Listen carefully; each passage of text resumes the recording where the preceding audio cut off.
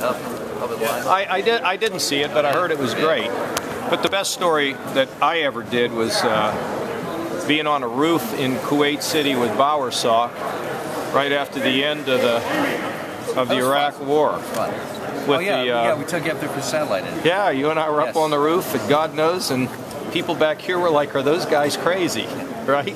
So anyway, this is a great day for the state. I mean, we had it's historic. You know, you're going to get jobs, you're going to get better highways, better infrastructure, and it allows us to continue to move forward. So all in all, terrific. And frankly, it's something that should have been done 50 years ago, but it didn't, so we had a chance to get it done now. Are you pleased with the amount of time it took for you to propose it until the bill was passed and signed into law? It was like lightning, it really moved quickly. But,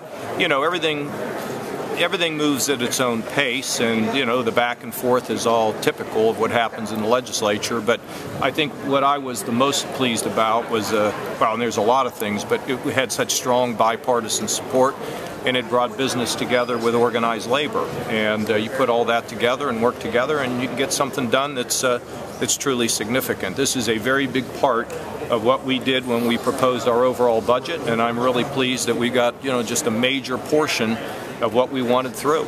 Great. Where was the tipping point on this when you knew that you had overcome objections, had answered concerns, and you knew that this thing was going to be when you go through a legislature, there's no such thing as a tipping point. It's just a process, and you just keep working through it. I went into a meeting that people expected to have for 2 hours, and I looked at the proposals on the table and decided basically 5 minutes. And it's like anything. If it makes sense, sometimes you get it sooner, sometimes you get it later. But there's no real thing like a tipping point when it comes to passing legislation. The tipping point, I think, happens when you sign it into law.